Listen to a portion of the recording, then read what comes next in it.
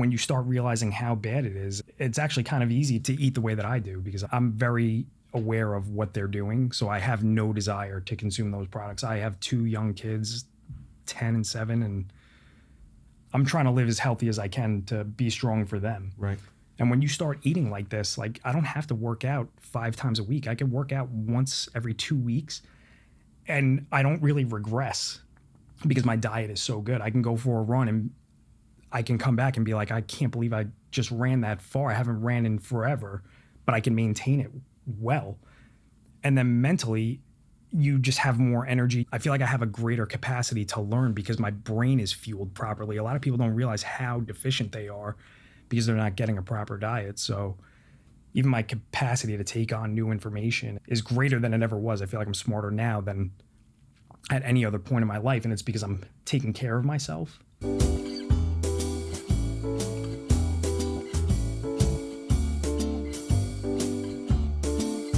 Sal, thank you for joining us today. Thank you for Sal having me. here from OG Ramen in Babylon, joining Vinny and I on Staying Hungry, and we appreciate you coming in today. Thanks for having me, guys. Yeah. Thanks for having me. Give us a little bit of a backdrop. OG Ramen, how long has it been in Babylon? We're going to be 5 years, December 1st. 5 years. Yeah. So 5 years, right smack in the middle of COVID. okay, you were in the middle of construction during COVID? Yes, we were originally scheduled to open up in April.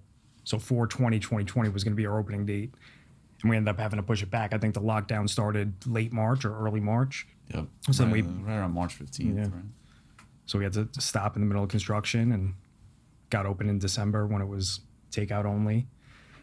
Then you had the previous year where you still had the mandates in place. So 2 years of craziness. It's really the only way to describe it. Your background is culinary, and you know, are you a trained chef, or maybe you could elaborate a little further? Yeah, I've been in the restaurant industry my whole life. I've held every position in the restaurant industry, and I always wanted to open up a health conscious restaurant, and I was looking into what I could do.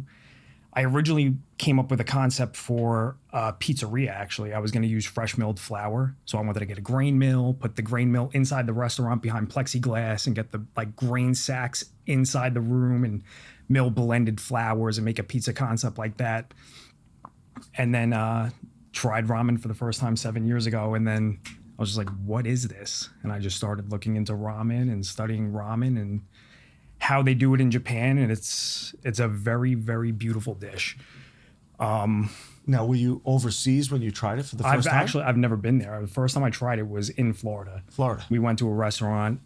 I don't even remember what I ordered. I just ordered a bowl of soup, had a million questions, didn't know what anything was on the menu. So I went home. I was living in Florida at the time and started studying and looking into all the different recipes, all the different versions of ramen, all the different types of ramen. And I became infatuated with it instantly. And we went out 2 more times after that to try ramen. And right away, I was able to see through what's happening in this industry. You have Americanized ramen. It's not authentic. It's not traditionally produced. It's essentially mass-produced ramen. And all these shops, the second or third place that we went to, I walked in, I was like, this place looks exactly the same as the other 2 places. It was very anime or very oriental aesthetic. You had 6 different appetizers, 6 different types of rice bowls, 6 different types of ramen. And I was just doing all this research for weeks on what ramen is. And I'm like, all these places in Japan just make one particular style. And that's all they do. How is this one shop making 7 types of ramen plus all these appetizers? And then the more I dove into it, the more I realized that they're all using pre-made soup bases. These ramen shops really aren't, and to each their own. It's so tough being a business owner. I'm not knocking anybody's business. But they're using pre-made soup bases, pre-made aromatic oils, pretty much just the proteins are what they're making. All the appetizers are frozen. They're just fried. And is that maybe because of need for just trying to mass produce and multiply? And well, you got to mass produce it, but right now in this industry you have talented labor supply issues. You don't have the talent to go in and execute a really good menu at a high level with quality ingredients consistently. You can, But then if that head chef leaves or something changes in the kitchen, it's hard to transition that over to somebody else and keep it running for a long time. So I think that's part of it. I think part of it is like taking advantage of the consumer. They don't know. They haven't put in the time that I have into looking into what ramen is and what goes into making a bowl of soup.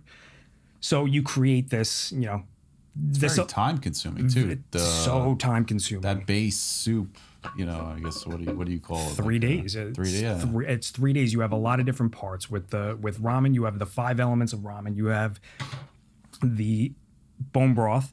You have the aromatic oil, which is essential in all ramen. You have the noodles, the toppings.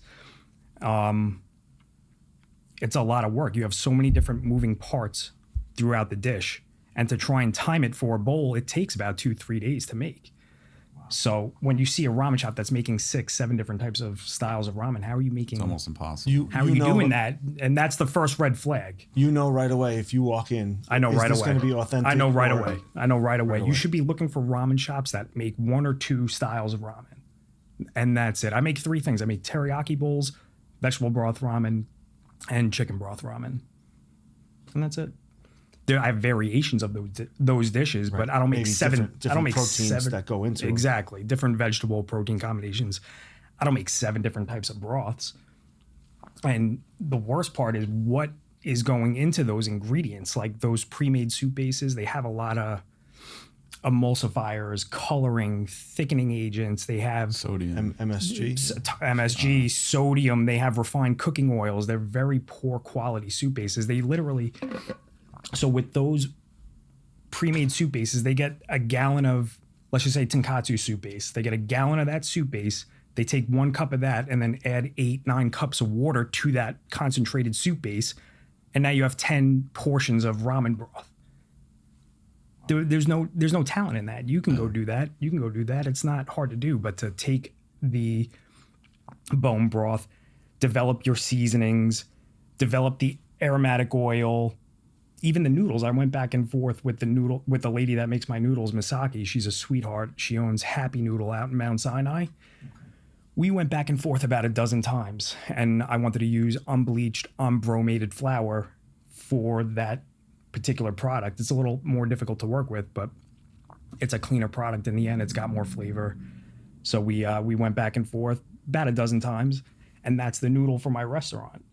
Most people are using just they didn't even put that thought into the noodle or the broth. It's just like they get the noodle, they get the soup base, they add the water, they put in aromatic oil, put a fish cake, put some scallions in there, and even the plating, that all looks the same. If you look at most ramen shops in the US, even the plating is almost identical. And that in itself is a unique style for each ramen shop in Japan. You look at all these we'll just focus on like one style. If you went to 10 different places that served a shio ramen in Japan, they're going to be completely different ramens. They're not going to be similar. They're going to have something that's unique to them. It's a very artistic dish. There is no set recipe for ramen.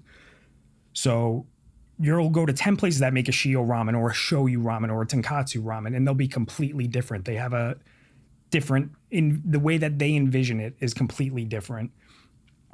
And then you have this scientific element that's tied into ramen too, where you have to now execute what you created and duplicate it over and over again. So you have this like artistic element to ramen in the creation side of it, and then you have the scientific aspect where you have to create it consistently over and over again. It's very tough to do that. A lot of people don't have that in them. So that's kind of what was my obsession after I tried it. I wanted to create something that was health conscious and catered to a lot of dietary restrictions and food preferences. So with ramen, the majority of the time, like I said, there is no set recipe, but the majority of the time, you'll have fish, you'll have shellfish, you have wheat products, you have soy. So just right there, you have 4 of the major food allergies that most people can't even go to a ramen shop. So once I understood the recipes, I wanted to work out how can I make this as inclusive as possible and cater to as many different dietary restrictions and dietary preferences as possible. Even pork, you'll have pork prevalent in most ramen, Well, you alienate a large amount of people that don't eat pork products. So I wanted to try and make a ramen. That's my slogan, ramen for everyone. So that was my objective. Something less salty. Ramen in Japan's very punchy with the salinity. That's like a Japanese thing. If we went, and it's a salt-based dish. I'm not saying that my ramen doesn't have salt, but it was just too much. I found myself adding water into the ramen, and you'll see other people do that. Or like if we went to Japan, they have versions that are for Americans. They'll go light on the seasoning. So, is the restaurant seeked out by those that have dietary restrictions because they're educated enough to know? And is there a percentage of customers that come in that have like every day I see people with food allergies. They talk to you about every day, and they talk to me. Children and adults. All people from all walks of life. It's kind of sad how many food allergies there are right now. I think that's a trend with this industry in general. You have to be able to cater to food allergies and different dietary restrictions. They're more prevalent now than they ever were. But are you finding before. it was funny? I was reading an article the other day of, people that go to Italy and they go to Europe or they go to Asia. Those allergies are non-existent. They're non-existent. It's just how our food is being made. Processed. Like you brought up like bleached flour, like something like that. What's being added to these ingredients before they even get to our plate? Yeah. No, that's a great point. And I hear that from my customers all the time. They just got back from Europe, and I hear this every single week. And they go overseas and they're able to eat these products. They're eating, drinking their faces off. But then they come back here and they have one meal and they're bloated and they feel bad. And that's like the biggest thing with our restaurant. I don't think people realize the state of food, how bad it really is right now. The water that's being used is chlorinated. You have heavy metals, pharmaceutical drugs in it. The chlorine's like a really big deal. You're ingesting food products that were cooked in water that has chlorine in it. Now you're ingesting the chlorine. So you're killing your gut microbiome, which is not good for your health. The salt, table salt is bleached and has a caking agent added into it. And we're consuming mass amounts of that salt. We're not consuming sea salt or salt that has the minerals in it.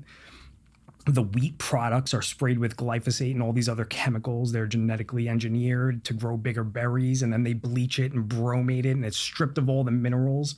It's essentially sawdust. Then they add synthetic vitamins and minerals back in to enrich it because they took everything out. The soy products, same thing. You can go to Japan, you could eat soy all day, but over here, same thing. We're spraying it with chemicals. It's genetically engineered. It's a multitude of different things happening in our food supply here in the US, happening simultaneously. That's really affecting everybody's health. And I think the seed oil, I didn't even touch on the refined seed oils. That's a big thing that's starting to become more popular now. And now people are starting to learn. We're at an inflection point with information as far as what we're consuming here in the US. I'm not going to lie, when I first opened the restaurant, nobody really cared about any of the things that I was doing in regards to all the different health conscious aspects. They thought it was kind of gimmicky. And now people are seeking me out because I use those things exclusively. I only use mineral salt. We filter the water at the restaurant. We don't have any fryers, freezers, microwaves. We're free from MSG. We only use stainless steel cookware. How much did that challenge you early on to be competitive? And certainly coming out of COVID had to be an extreme challenge, but you overcame the hurdle. You're now 5 years later, and the business continues to grow. Yeah, thank God. I think that was the turning point. COVID was kind of a blessing in disguise. I got to fly under the radar for a little bit and get situated. I wasn't 100% ready when I first opened up the shop. My recipes were still a work in progress for the next 2 years after I had opened. And that downtime that I had during COVID was when I was in the kitchen. I was doing everything. I still do a lot at the shop, but I was there every single day, open to close, working on these recipes, fine tuning them, refining it. And I've just been making constant incremental improvements throughout that entire time. So for 2.5 years, just working on those dishes and getting them to a point. And I'm a naturally perfectionist, so I got it to the point where I could eat a bowl of ramen and not critique it. I'm like, okay, there's nothing I want to change anymore. And I got it to that point. And fortunately, that's when things started changing with, coming out of COVID, coming out of that, they had a different perspective on health after that. You have dietary restrictions? I have no dietary restrictions, none. Have you changed your eating just by your education? I have. My diet is insanely strict. It's insanely strict. Today I woke up, I had 6 eggs with butter. I ate a grapefruit, half an avocado. I only bring filtered water everywhere I go. Every day I drink a gallon of filtered water with salt in it. I drink a little bit of sea salt in my water all the time. I don't eat anything that I don't know where it's sourced from. So I won't eat bread products if I don't know where it's sourced. I won't eat pizza if I don't know where the flour is sourced. I won't eat anything with refined cooking oils. I think it's been like 2.5 years since I've had seed oils. I have no desire for that stuff. Once you start eliminating these things from your body and you start seeing a significant difference with how you feel. There's no going back once you eliminate it. So you get rid of the seed oils. And even when you make that decision, I know a lot of people that start doing that and they come to my restaurant because they know I'm free from seed oils. And they're like, there's nowhere to eat. I can't go out to eat anymore. Everything's cooked in this stuff. And when you start seeing the bigger picture of how the masses are being fed and you start, how do I get food that's free from seed oils? Now you have to make everything. You have to prepare everything. I have to have my meals accounted for before I leave the house, or I just eat my food twice in a day, which I'm happy to do. I'm still not sick of it after all this time, which is great. But what's interesting, because it always comes down to money, right? They always say, "Oh, we have the products here in the U.S. It's because affordability." But on the flip side, as you go to Europe, I mean, you're not going to buy something in Europe and it's 2x of what it is here. Yeah. So there obviously is some difference. We gave up the quality for convenience here in the US. We gave up the quality for convenience, and we gave up control of our food supply. We gave it over to corporations that they're not incentivized to produce quality food.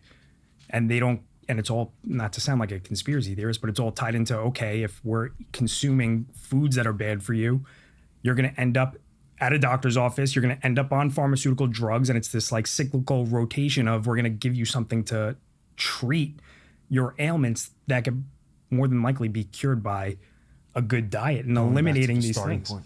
Yeah, we're looked at as a lifetime value, not a individual anymore. It's how much money can we create for the system. Yeah, and there really is so much. I mean, the refined cooking oils, when I'm preaching at the restaurant all day. I'm there, I don't do social media. I rarely do social media. I don't do marketing. So I'm there on the ground floor talking to people every day. And when I talk to people and I explain what a refined cooking oil is, it's a genetically engineered seed that they're using. They crush that seed. They use hexane, which is essentially gasoline, to extract the oil out of the seed. Then they have to get that hexane out, so they distill it. When they distill it, the oil becomes so rancid and turns brown that then they have to add bleaching powder and deodorizer in there.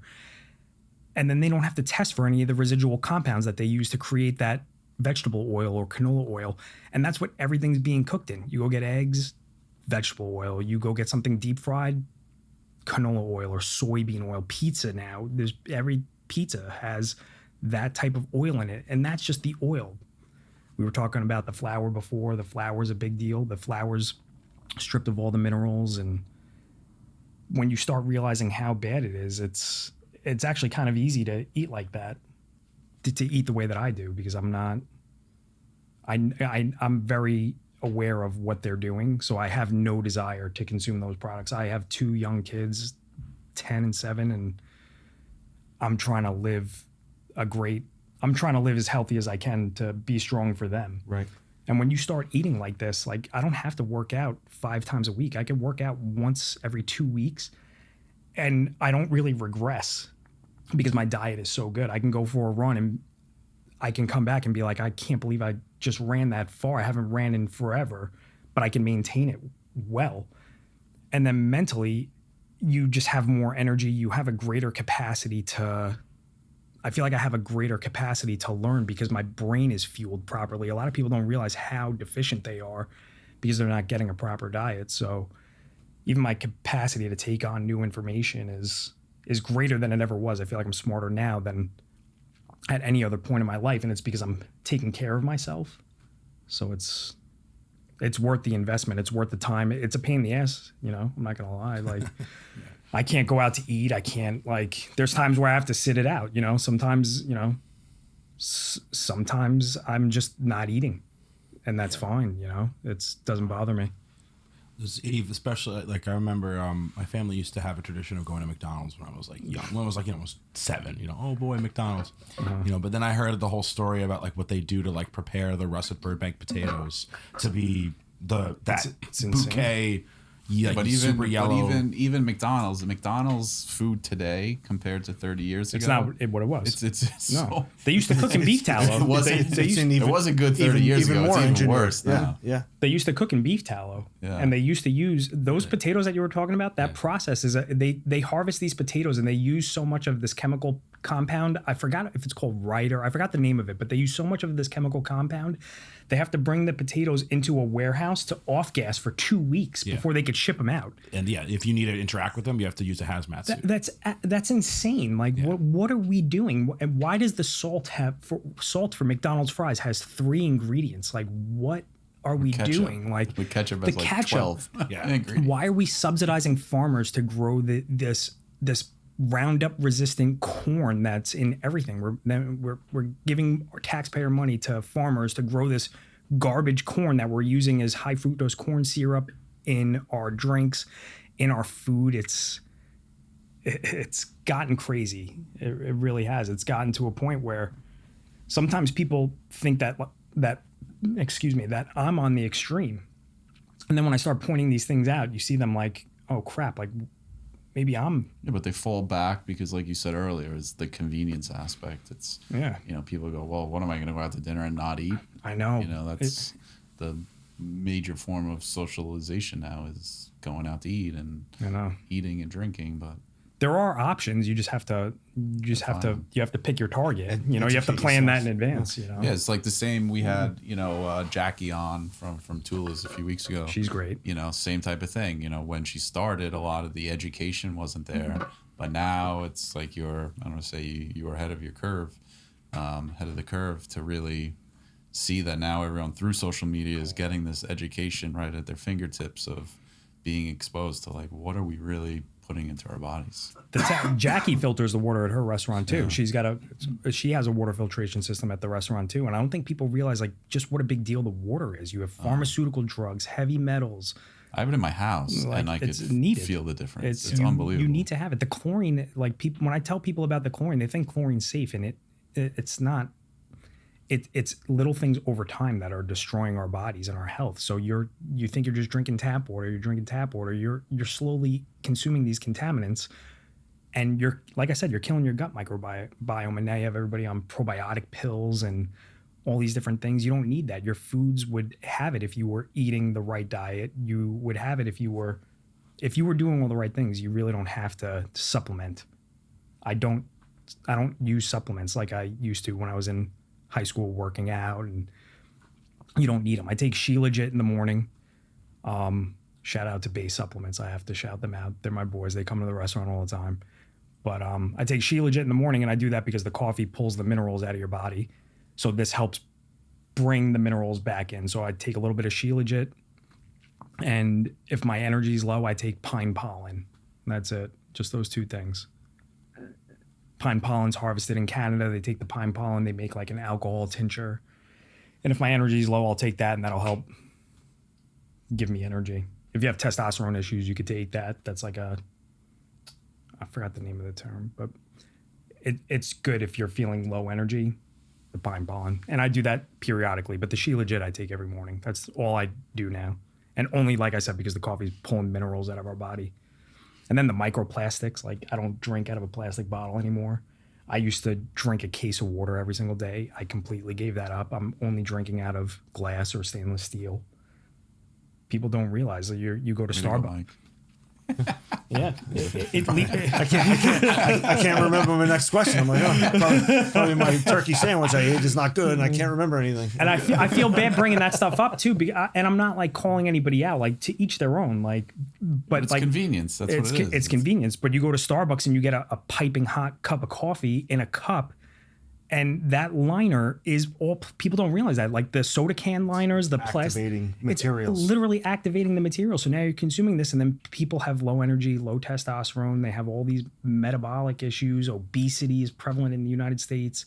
Mental health disorders. Like, get rid of that stuff. Just make a cup. Why are you spending $6 on a cup of coffee anyway? Just go make. It doesn't take long to make a cup of coffee, and buy Yeti mugs. I invested in the Yeti mugs.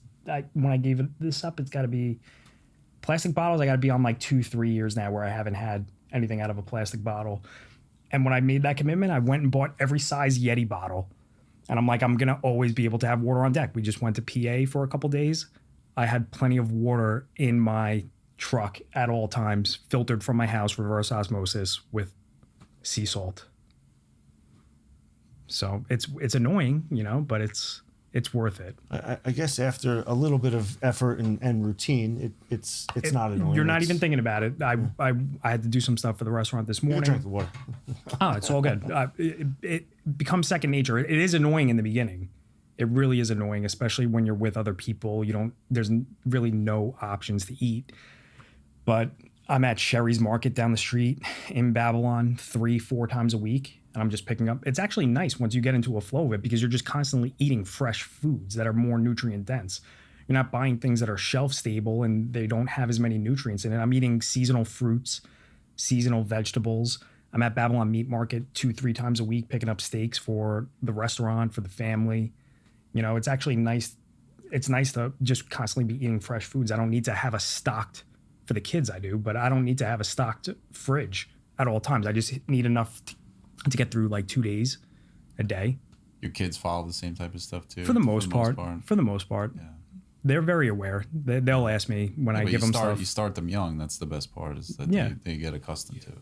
Well, it's also like, I feel like a lot of times, like in kids growing up now in America, it's like we start them young on like, what, I forget what episode it was. We're talking about, you start kids on like, the chicken fingers and the French fries and the hamburger. My kids are not those kids. Yeah. My kids are not those kids. And it's kind of nuts how subversive it is. Like everybody just kind of like is just walking toe in toe, like in a line to like the use the same example with McDonald's. I mean, it's the Happy Meal. I mean, that's what gets them hooked into this bad food of like, oh, this little 30-cent toy is what's driving families to McDonald's, and they get used to it. It's great marketing on their behalf, but and I'm not like at our cost. It is, and I'm not super strict with the kids. They're kids. They're gonna go to a party and they're gonna eat cake. I'm not gonna ask where the cake was sourced from. When you're younger, it's easier to get rid of that stuff. Yeah. Your body's growing.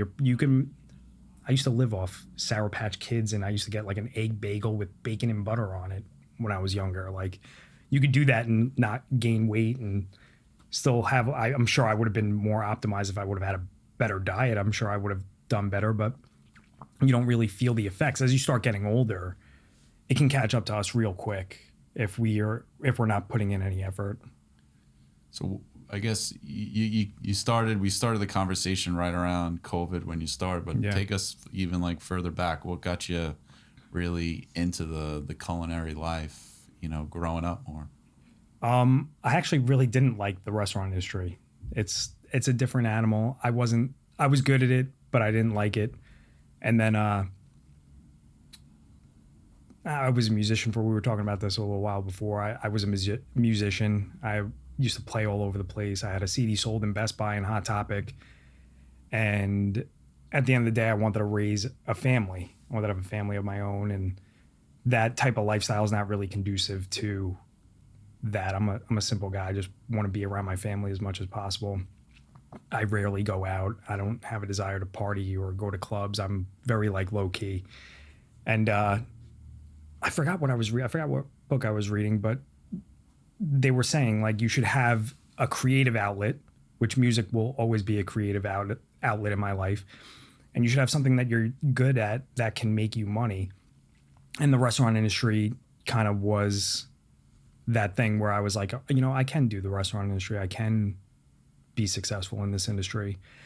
And then I just merged. I still figured out a way to make it a creative outlet with coming up with the ramen concept and doing something health conscious and being able to do all these things that we do and integrate my lifestyle essentially and my style into the restaurant and the brand. And I figured if I liked it, other people would like it, and it's paying off. People are looking for this stuff now. You have to do something different in this industry. There's so many copy and paste places where they're just doing the same thing. It's the same thing, just a different name, and it's just copy paste. And I think people are getting sick of those options. And now with the information that's getting out there in regards to the health related aspects that we were touching on before, I think now they're looking for something different, and they're looking for something that's transparent.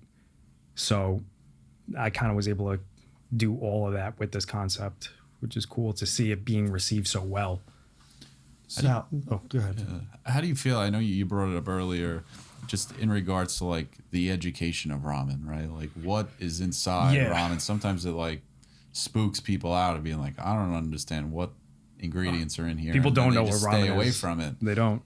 Yeah, that's a great point. Most people think ramen is instant ramen. Yeah, well, you know, they don't from college. From college, Yeah. that's ramen to people. In the styrofoam container. Somebody asked me. a lot of sodium in that. A lot of sodium in that. Sodium and styrofoam. The way they process the noodles for that, actually, this was actually made mainstream like a powder, news. right? Like the way they do the noodles, they use some sort of chemical in the process, so like your body doesn't digest the noodles properly. So it takes like multiple days to process it, and it's so bad for you. But that's a great question.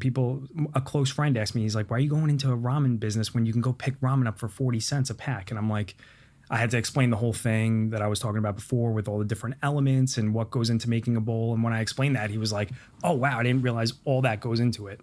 And most people don't know. Most people think ramen is what I was describing before, that, you know, the ramen shop that has 6 different appetizers, 6 rice bowls, 6 different types of ramen. They think that that's ramen, and I'll get people that claim to be ramen heads in my restaurant, and they're thrown off when they walk in. You know, you could see they're like soaking it in, and then they get to the counter and they look at the menu and they're like, "You don't do bao buns?"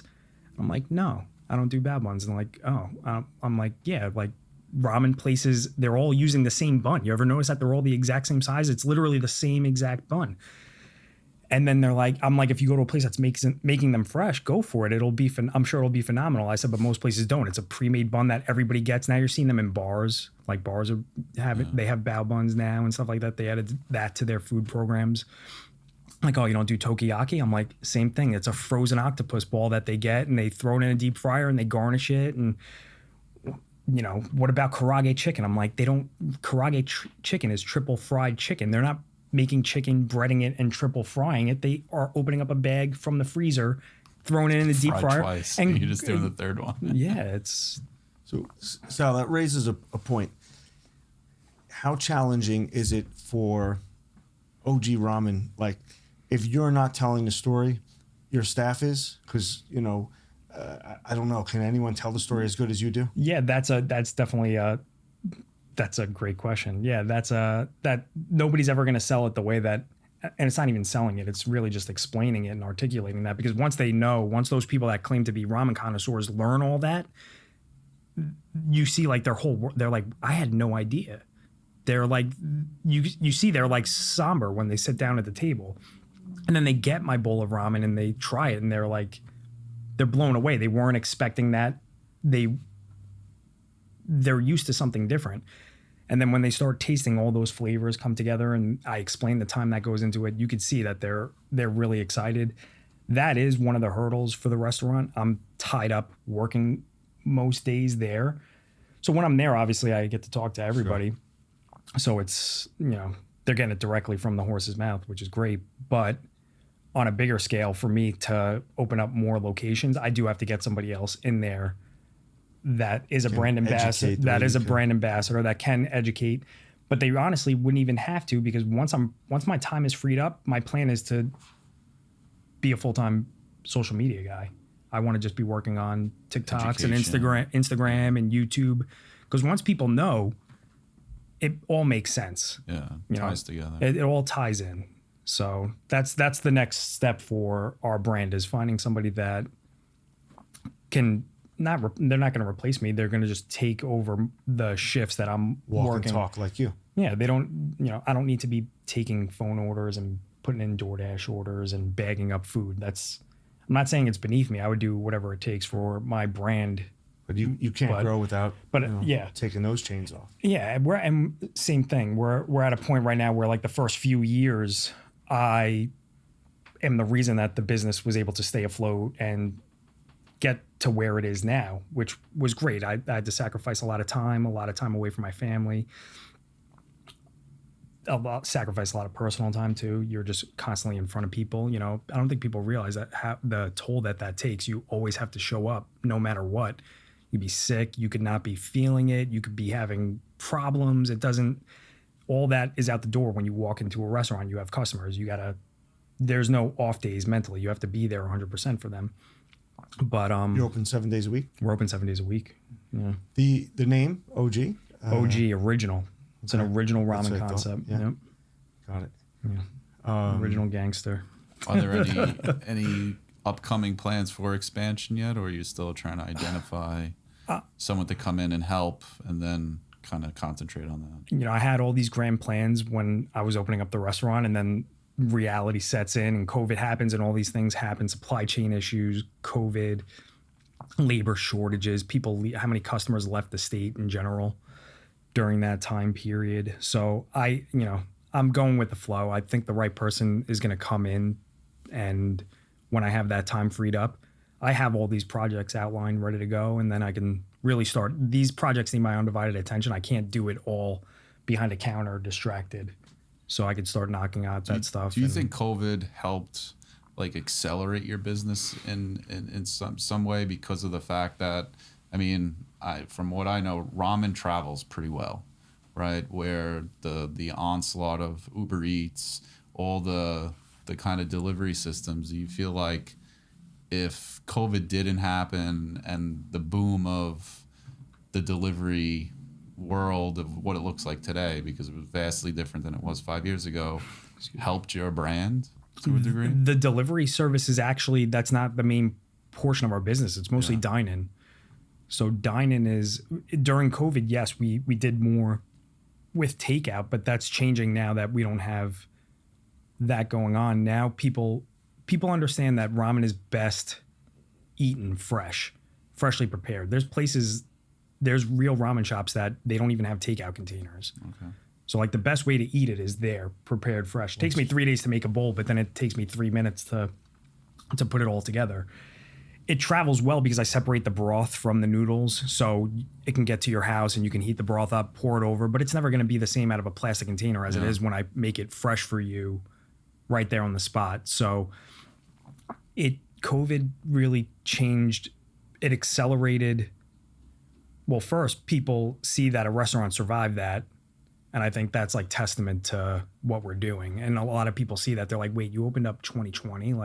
They must be doing something good." So they go out of their way to come try us. But then, as far as people's perspective on health, it's been changing very rapidly. I get people every week from a different Facebook group for soy allergy or gluten allergy. Seed Oil Scout now is blowing up. Seed Oil Scout opened up their app. I was one of the first people to onboard. I think it was a year and a half ago, and I verified. I wrote the company. I got verified, and I get people all the time from Seed Oil Scout every week. It's such a big deal, and I've had other business owners reaching out to me, picking my brain about stuff, different things that they could use, or it's shifting very quickly. Can you? I had two questions. Yeah. How far do you think someone's traveling to see you that has a severe allergy? People have driven an hour to come see you? More than that. I've had people from New Jersey. I've had people from the city. I've had people from the Hamptons come out there. People are going out of their way. There's not a lot of clean options, and there's not a lot of. It's a nice testament to. It's great. To your brand. It's great. It is an honor, and you see how excited they are. And sometimes they're not the nicest people when they first come in, because they're not used to having that allergy catered to. They call over a manager or they call somebody over and they're like, "Hey, I have celiac. I can't even have something that touched gluten touch my food? And people are like, yeah, no problem. And then they get served and then they have a reaction. So people have these scars that they carry with them into every other restaurant. They're nervous. They're angry. So people are like, they oh, don't well, want to be BS to death. Yeah. They're BS to death all the time. So people are like, well, how's the teriyaki bowl gluten-free if you have teriyaki sauce in there? And I'm like, well, I don't use soy sauce. I buy coconut aminos by the pallet, and I use coconut aminos as a alternative. Well, what about the soup? Well, what about this? What about that? And once I start going through everything and I'm able to articulate everything to them, they're like, I put them at ease, and then they eat it, and then they're even more excited. I was thanked. Somebody came in with a soy allergy the other day. She was so sweet. I was thanked a million times. She was so happy that she hasn't had ramen in forever because of her soy allergy. You can't go to any other Asian place and get something that's free from soy. So it's cool seeing how appreciative they are once they understand the care that I'm going through. Even like the kitchen. You're not BSing them. No. It's like I laugh all the time, like the pizzeria that goes, oh, we have gluten-free pizza. I'm like, how in hell do you in the back separate those two? I'm like, this flour flying everywhere in the air. There's no way that they could. You're using the same paddle that you use to pull the other pizza out. You'd have to have dusted a separate flour. kitchen. I mean, You'd have to have a separate oven, and that's things that we do with not just with the gluten. I have a separate pasta cooker for the gluten-free noodles. I have separate pots and pans and utensils for the shellfish. Shellfish is a major food allergy. So I don't have any shellfish in any of my bases. So somebody can come in with a shellfish allergy, and nothing that touches shellfish touches anything else, which is great. The pork is separated from the chicken with separate utensils. There's no cross-contamination in my kitchen, which is something else that I thought of. I wanted to make a modern brand. So these were all things that I obsessed over when I created the concept, and then when I got into the spot where we're at right now, I was literally back there with duct tape on the floor, marking. I was making bowls without a kitchen in my mind, trying to figure out where do I place everything? Where does everything go where it's separated, where you don't have the cross-contamination, and how can I make it an assembly line so everything is flowing? You've been in the restaurant before, so you see the pass-through window that I have. Yeah. The bowl is literally working down the line to be finished, to be placed on the window. There's no like crisscrossing anywhere. So that was like another thing, coming up with a streamlined kitchen, coming up with everything separated, keeping the kitchen clean and organized. That's a big deal. Do you think, the other question I had was your knowledge, your education of ingredients and allergies and all that, you could take that and apply it to a different cuisine or do you think you just stay the course in ramen or too hard to tell at this time? Right now I'm going with the flow. I love OG Ramen. I wouldn't want to create another restaurant concept. I would be happy, like I've helped other restaurant owners source products for them and explain this to them. I wouldn't mind consulting on the side. That would be something that I would be happy to do. But to be honest with you, I think like if you're a restaurant owner, you should be taking the accountability to learn this stuff for yourself. Mm-hmm. You shouldn't need a third party. There's so much information right now that we have like an amazing computer at our fingertips. You can access a lot of information at a second's notice. You could use a third party to help you, but you should learn these things because you're going to have to set your kitchen up. You're going to have to source these ingredients with the vendors that you're using already. I could do all that for you, but that's a lot of work with what I have going on right now. If somebody wants to pay me a lot of money, I mean, sure, I'm down to do that project for you, but they should do it for themselves. So they can have an understanding and they could explain the things that they need to their staff the way that I have, so that everybody understands it. So. Well, now you have to understand, like you said earlier, you have to. People aren't just turning a blind eye to it. They're not. What type of oil? I mean, the oils thing is just. That's a big deal. Big deal. That's a really big deal. And that's a modern thing. We didn't do that. We used to use butter. We used to use pork lard, duck fat, beef tallow. We use these things all the time, and it's not up until the last 50 years that we really started changing everything in our food supply. These processed, refined soy products, these refined gluten products. the seed oils, the salt. The salt, people don't realize it's bleached. Why are we bleaching salt and then adding an anti-caking agent into the salt? Every little thing that we're doing is so far away from the natural order of the way things are supposed to be with our food. So like even like I saw like shredded cheese, like that's already shredded. They were like, they add so much stuff to it because if you think about it, when you shred your own cheese, after a while it just kind of sticks to each other. Where out of a pack, it's all loose. It stays loose forever because it's really not. It's engineered. Yeah, it's not sliced cheddar that you're getting at that pre-shredded cheese. yeah, it's better to do. It's cheaper too if you do it yourself. It's cheaper to just buy the brick and then just shred it yourself. But it's different. But people don't have the time. Back to like the whole sacrificing quality over convenience. People don't have the time to cook. They don't have the time to prepare meals. They don't have the time to even look into this stuff.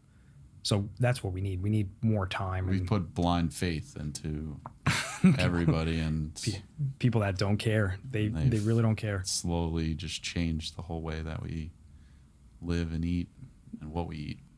Even like my baseline, like, and I tell this to people, like I would consider my diet like near perfect. Even with my baseline, I'm still not taking in what my body would have taken in 50 years ago. Even organic, the organic stand, it's not going to Italy or a foreign country and getting fruit right out of the ground. The organic is still sprayed with chemicals. They have to be natural, but they can still spray them. And then you still got a wax coating on the outside. It's a natural wax coating. A lot of people don't realize, like, go take an apple at your house and take a knife and start scraping. You'll scrape off, and they tell you eat the skins. It's got fiber. It's good for you. If you're eating a conventional apple, you're getting a synthetic wax that's applied to the outside to sustain it during travel. So it was grown in soil that's 50% devoid of nutrients compared to what it was 30 to 50 years ago. Then you have these chemicals that are being sprayed on the crops. Then you have synthetic wax coating to extend the travel so that they can sell more of them so that they have less waste, which sounds great in theory, but the whole time it's traveling, it's losing nutrients. And now you're consuming that apple. You think you're eating an apple, you're eating something healthy, and it's the furthest thing from it. There's things in there that are harming your body. Some wax. And with the organic, it's not as bad. I don't eat the apple skins, and you even have painted fruit. Like people don't even realize, like most of your fruit is painted. What do you mean? They'll paint apples to make them brighter. They'll spray oranges to make them brighter. It's gotten so like. Like, did they just graffiti it? Yeah, it's crazy. Yeah, it's scary. Yeah, it's very scary. But go home, go buy an apple, or if you have an apple at your house, take a knife, and when you see how much wax comes off of it, you can be like, what? Like I've been eating this the whole time. You don't realize. Well, maybe even like some of the untold stories that comes behind a lot of like the push for convenience and the corporate takeover of like the food system is like, as more and more households have like moved away from, single income where, now you have like the husband and the wife are both working all the time, Great they're working, they're working so much. Whereas, maybe 60 years ago, you were able to sustain a household off of a single income. The wife could be in the kitchen, like cooking the food. You had time, even if you're not married, you had time to prepare food and like make it yourself and like source it this way. So like now that we're moving into this place where like income isn't keeping up with the cost of living, and now people have to work more and they don't have as much time as they used to have. Now it's like, oh well, I need that convenience because I just don't have the time to do all the things. There's so many things that you shared in this podcast so about like variables. what you do and like what you're thinking about and how you're doing it. And like most people might not even have the time, even if they wanted to make the effort. That was a great point. Women being introduced into the workforce now. Everybody's working, and they're working a lot, so they're burnt out. So they have to. We have to because you we have all to. The time. You almost have to, but a lot of McDonald's runs for Chick-fil-A. Crystal, I'm sorry. No, go. Have you been to OG Ramen? I know you have some dietary restrictions. No. Do you really? I was going to ask at the end because I thought maybe my combination might prove challenging. What do you have? But I'm gluten-free. Okay. I'm dairy-free. I'm shellfish and fish free. Okay. Can't have any sesame. Okay. I got you on all of them. Yeah. Wow. Yeah, I got you on all of them. The rest, I might have to. Ding, I ding, don't ding, remember. ding. Road trip. Yeah. So Let's ding, go. ding. Sorry. you guys come anytime. The podcast challenge has been completed because everyone else fails. We're gonna film there. You guys can film there. We could do a shoot over there. Yeah, I can accommodate all that. So the ramen I can make without. If you get the chicken bone broth, I can do it without the sesame oil. I do use sesame oil in my ramen. You said dairy. The whole restaurant's 100% free from dairy, tree nuts, peanuts. Shellfish is only a topping, and you said fish too. Yeah, so you're good. If you do anything without shrimp, you're good to go. I'm so stoked. Yeah, you I go. accommodate a lot of people with sesame allergy. I've been seeing a lot lately. Sesame allergy is a big one. I've been seeing a lot. They just added that to the 8 major food allergies, so now it's 9 with Right. sesame. But excuse me, I've been seeing a lot of sesame allergies. I've been seeing a lot more soy lately. Gluten free, I've always had a cult following with that. Gluten free, Long Island, Find Me Gluten Free, the app. We're like highly rated on those places. So I get so many referrals from gluten free people. So that is something that I've always had. Every day I see people with celiac, but I can accommodate you. I got you on all that. I'll be in soon. Yeah. Tree nuts, peanuts, dairy. We're the first Japanese restaurant in the world 100% free from soy. We're 100% free from MSG, dairy, tree nuts, peanuts. We do so much stuff I forget sometimes. Go ahead. I was gonna say but you were saying earlier you don't do a ton of social media marketing right now. I don't because I'm particular.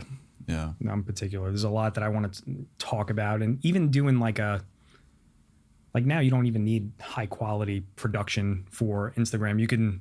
These TikTok reels are very cheaply produced, but you need the time to edit them. You need the time to. Yeah, but I think like anything else, if you overthink it. I think the story, right? Like even just chatting here, it's just we've had other people, like even Merrill from Zorn's, of like, no, we cut the tomatoes, we peel our own potatoes, like all those little things, like it really, captures the audience to be like, Yeah. I didn't know that, right? Like, because people assume now it's just Mass the produced. shitty way of doing Yeah. things, right? Where They do. when you start to tell the story of what really goes into, the ingredients, and obviously you're very passionate about it. I mean, Yeah. I think, besides some I of didn't these local, besides some of these like local apps and stuff like that, I think, I always say just start. I know. Right. The thing is, I'm taking order. I'm at the restaurant actually taking care of customers, doing this with the customers. So it's like, what am I going to do? Mic myself out and, hey, let me get you on film real quick while they're like eating a bowl. I could People do do. that. People, and it's funny too because I think there'll be people happy to do that now. yeah. Yeah, like it doesn't need to be, like with the lights and everything like that. Sometimes know. it's the more authentic it is, the more, You're not wrong. You're not wrong. A lot of content that's like popping off these days. There's all that AI slop that's everywhere. But a lot of the content that's like shining true, most of it is just people. They grab their On their phones phone. and they're just talking to people. And there's something to be said about furthering that. Hey, everybody! Like I'm not here in a big expensive studio with all these expensive lights and big cameras, and I got a 15-person production team in the Philippines or wherever. It's like sometimes it's just good enough to be like, hey, so like this is my phone, this is what I have, and I'm just here to talk to you, and this is what I have. What really, really makes people interested. So we don't need you and Crystal. Yeah, no, you don't need us. You don't need us. Guys are fired. Right. Well, Wrap it up. The main thing is the story. Yeah. Is having something to say. And having something that people, care about. That's it. No, you are right. That's something that's like a threshold that I have. Like I said before, I touched on it earlier. Like you're dealing with people every single day. Then you come home, you're dealing with your family. It's not like my mental capacity is, and that's an excuse. So that's not even. And I just think there's But you're right. I much- should. There's so much opportunity. Well, education to food in general, but like we were saying earlier, like ramen, I feel like there's such an untapped market of people that would really love, the food itself, but they just don't understand it yet. They don't. They're You know, very. they go Some people are very. why does intimidated. my hard-boiled egg look different than when I, you know, People are very why is confused it- sometimes. Why You're is not it wrong. a different shade of white, because or it's not painted. yeah, it's not painted. Somebody left me. I got a bad review why does the one yolk- time, and somebody said the egg was Yeah. brown, and they were like, and the egg was brown ? Like it was a bad thing. It's like it's a seasoned egg. But that's like a But, you know, that's like- like a video in and of itself of like, I know. you know why is the hard-boiled egg brown in ramen, right? Like just It takes 3 days to make the egg. Well, that's again, like Takes that's 3 what I'm days. saying. Like those are things that, you know, you make people more comfortable with the food and they understand it. So when they get there, they're not like, well, my yolk should be what's supposed to be orange. People are used to it being yellow, but in your industry, it's brown. Yeah.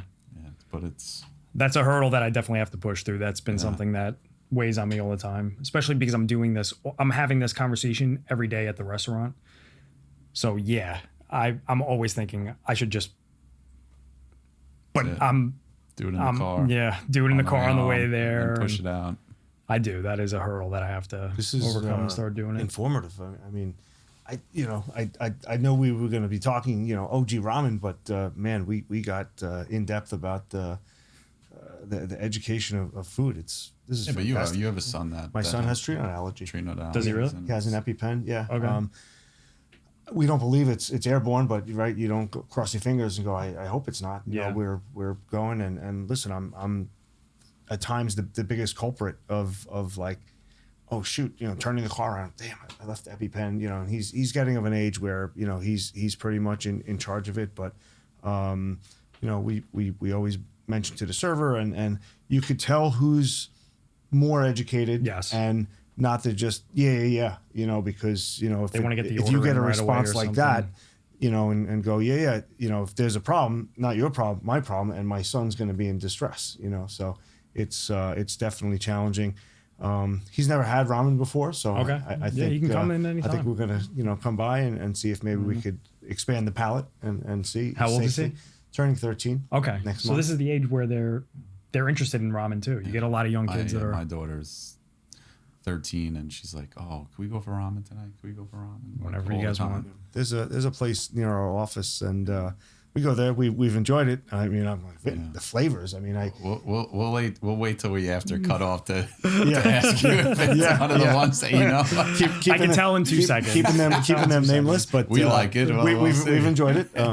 So I said before to each their own. Like I'm even like other restaurants that aren't even ramen spots. Like if you're in this industry right now, you're grinding. You're doing great. Like I'm not knocking anybody that's using these ingredients. I'm not knocking other ramen restaurants.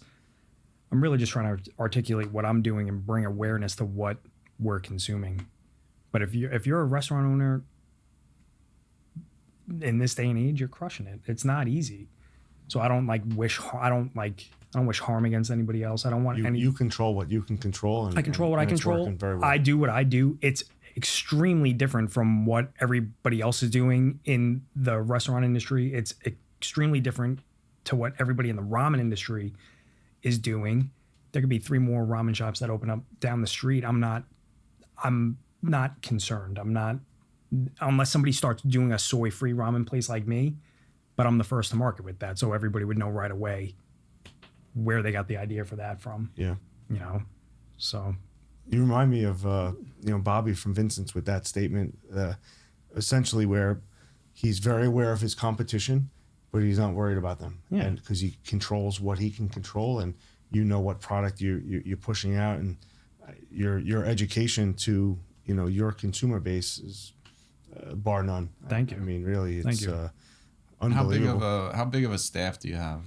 we run 4 people Yeah. at the restaurant. So 2 in the kitchen, sometimes 3, really 3. But Friday, Saturday night, I run an extra person in the back, and then And how many seats do you have? 20. 20. So it's a small little shop. Yeah. Fast casual. It's fast casual. Fast so you just casual. walk up, place an order. Fast casual is the future. That's, Is there a kiosk taking orders? No, I like to be the there to live- be able give a to little accommodate the education. food allergies. I have a menu board, so like if Crystal walked in there and she had all those allergies, there's a board that clearly lists every major food allergy and what we do, and Then I have another board that explains what we don't use. Like we don't even use Teflon coated cookware because of the PFAS chemicals. It's all stainless steel. So I have a board that touches on that. That's a big project. I got to redo all the menu boards. I want to do more in your face stuff, make it a little more self-explanatory up at the counter. And what's the percentage of dine-in to takeout to delivery? Now it's got to be like 70-30. Yeah. Some nights, I mean, if it's raining out, I'm going to do a ton of ramen for takeout. No, for takeout. Takeout. Everybody's just sitting home and it's raining out. Rain is great for the ramen business. Yeah. Those first 2 weeks of June where it was really crappy out, I was like, yes, I get an extended season. And we were slammed. It's all that lo-fi hip-hop. Yeah. Everybody wanted. So is there any kind of like seasonality, do you find? Like is winter a better month for ramen? We're just coming out of our slow season. So June, July are the 2 slowest months for us. It's 90 something degrees outside. People aren't thinking hot soup. But now we're, this month, September, October, November, December, I'm peak season. Yeah, this is the last day of my vacation actually, and then I'm back working. I'll have 1 day off every 2 weeks starting tomorrow, and it's just a full. The wintertime's wild. The wintertime I'm selling out of soup by 8:00 every single night, even during the weekday. Like Monday, Tuesday, Wednesday, we could be just as busy as Friday, Saturday. You have a fixed. I have a fixed supply. I'm a small shop that makes everything fresh. So the bone broth I cook for 24 hours, I strain it fresh every single day. The seasonings take me 3 days to produce. The egg takes me 3 days to produce. We cut all the veggies and everything like that there. The noodles are the only thing I don't make on site, but I created them and they're made for me. I get those delivered once a week. The aromatic oil for the ramen is a blend of sesame oil. It's naturally pressed sesame oil from a family in Japan that I've been getting it from. And for the chicken bone broth, for the vegetable broth ramen, it's just the sesame oil. But for the chicken broth ramen, I skim the chicken fat off of the soup, and I make an onion oil out of that. So if you get chicken broth ramen, it's a combination of it's a blend of the two. If you get just the vegetable broth ramen, it's sesame oil. What's the max amount of customers you can serve if you're running out of? It honestly depends because I have vegetable broth all the time. When I sell out of chicken bone broth, I could sub out. I can still make you the other ramens, but I just have to use the vegetable broth in place. So vegetable broth I always have. The chicken broth, I don't even have enough. The problem with my location is I only have enough burners available at one time to make everything. So like I have 8 burners. So one of them's tied up with I don't even have enough to have like a separate area where I could cook more soup. So this one's always going to be on a soup count, which is fine because it's small. And like I said, during the winter it gets a little crazy, especially because like I have so many regulars. I have so many people that are asking me questions like this while I'm at the shop. So try doing that while you got two phone lines ringing. You got DoorDash orders that you got to put in. You got a bag in order that's ready to be bagged up. So I'm trying to do all that. And this last winter, I was like, I can't do this another winter. I need to get somebody in there. So that's the next project. Get somebody in there. I'm going to take your advice and start doing the reels and stuff as soon as possible. That's always weighing on my mind. I got to get that done. You close any days throughout the year? No. Throughout the year, I close the 24th, 25th, and 26th. December. Of December. Okay. Which is great for my staff, give them a break, time with their family. The first year I did it, my staff was crying. They never spent Christmas or Christmas Eve with their families. So that was cool. So that year, those 3 days I'm away. I go upstate or I go to Pennsylvania with the family. I close Easter and I close the 4th of July. I usually close around the 4th. Everybody's away. Everybody's barbecuing. It really doesn't make sense to open. Good to recharge the batteries. So yeah, I just stay local. 4th of July week. I'll close a restaurant for 3, 4. I've done it for 5 days before, but I'll just go to the beach with the family, not having to think about the restaurant. That in and of itself, like those days that the restaurant's closed, I don't even have my cell phone on me. The phone is off. It's in a drawer. I don't bring it. If we go upstate, I don't even bring it with me. I don't. The restaurant's not open, so I have nothing to worry about. If I have my family near me, read I'm the good sign to go. on the door. Right? Yeah, they'll figure it out, or they'll go on. So I'll make a social media post about that. But yeah, I try and disconnect as much as possible whenever I can, because you're always plugged. People don't realize, like, you're always plugged in even today I was off, but I still had to go to the restaurant. I still had to do things. We got a pallet of coconut aminos. I had to receive that order and run errands for the place. So you're always plugged in. You brought up one thing, and I know it kind of ties into the food, is like the sesames that you bring in are from. Yeah, I use a product from Japan that's been in business since 1886. Now, do you think like part of your allergy is specific to where those sesames are being grown? And like, it's just interesting of like how this all could be like tied, like gluten, right? If the flour is being bleached and all this, things are being put into it. Yeah, I think some of the gluten sensitivities are glyphosate sensitivities. Yeah. I don't think it. Part of it is the wheat, but also I think a major part of it is the glyphosate. And I hear people all the time that go to Europe that eat bread all day that are gluten sensitive. Yeah, that have no Chris issues. was like, well, I'm gonna try sesame when I go to Italy. I think with the sesame allergy, with it being the newest addition to the top allergens, I feel like they still don't know enough about that one. Yeah. So I wouldn't be confident in trying that. Even coconut, I'll get people that are concerned. We use coconut aminos, so anything that requires soy sauce, I use coconut aminos for. And coconut aminos has nothing to do with the actual coconut. It's the sap from the coconut tree. They take that and ferment it and then add sea salt. And when you do that, you have a product that tastes just like soy sauce. If we were eating sushi right now and we were dipping in the coconut aminos, you would think it's low sodium soy sauce, but it's organic. It's 100% gluten-free. They're using the sea salt instead of the bleached caking agent salt that's stripped of all the minerals and everything. And they're not using the gluten, so it's gluten-free. It's tough for people that have food allergies, and I'm sure, Mike, you understand this with what your son goes through, but a lot of it is trial and error. So, you just hope for the best. You have your Benadryl on you, and EpiPen. I've got everything. I've got my Those things are OG serious. I saw one of my customers open one up the other day. They're pretty serious. They're scary looking. And now they have They have the nasal. Neffy. The Neffy, that's Yeah. the nasal spray. And they've got the AviQ, which is also a needle, but it's not as intimidating as the It's like a EpiPen. box, Yeah. right? Or something. Yes. Yeah. it's a little bit better, and Some we've never parents had to go use like- it. Knock on wood, but Same. we have Some it. people yeah. can't even carry all administer three. Yeah. needles. They get all freaked out. I mean, Yeah. never mind to have to give it to somebody. Yeah, well, he's safe with us. Yeah, and yeah. you'll be safe. We'll come by. I'll walk you through everything. We'll do a be field good to trip. go. Well, I'm going to come and then I'm going to go get dessert at Sweet Sensations, which you won't condone, but they have the best gluten-free, dairy-free ice cream options I found on the island. You're starting to see a lot more of these places. There's a gluten-free bakery that does really well out here on the island. Yeah, there are more options now versus, Yeah. like I said, that was the best thing that's the blessing in disguise. That's the silver lining. At the time, I was ripping my hair out, stressed out.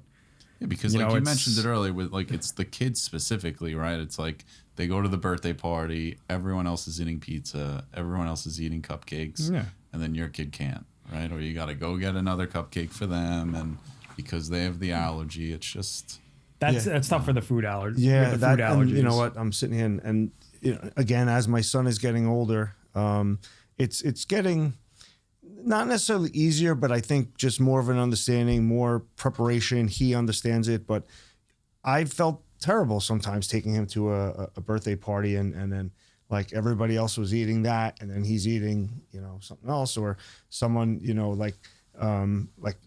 my wife is very good about remembering, me, I'm saying like, I can't even remember to put the right shoes on, but maybe it's what I'm eating.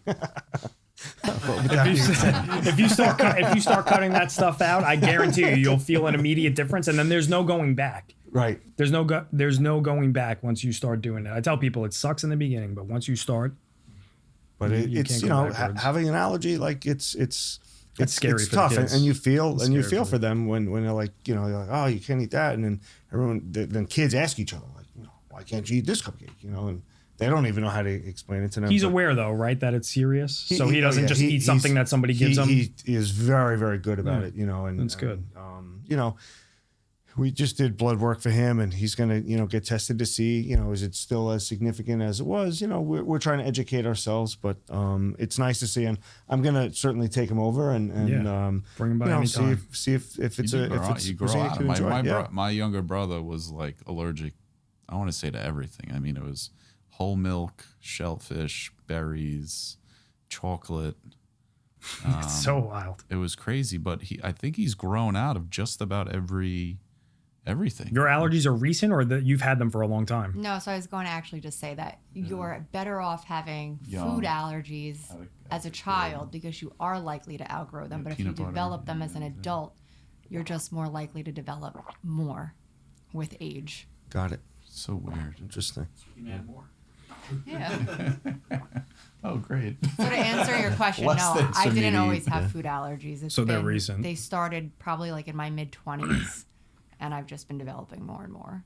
Did you just feel something was off and then you just went and got checked out, or you had actual Yeah. reactions? So, I've always had physical manifestations where, when I would eat, certainly with gluten and dairy, I would get very distended. I'd have a lot of instances where, once I was of a certain age where, a childbearing age, people would ask me, oh, how far along are you?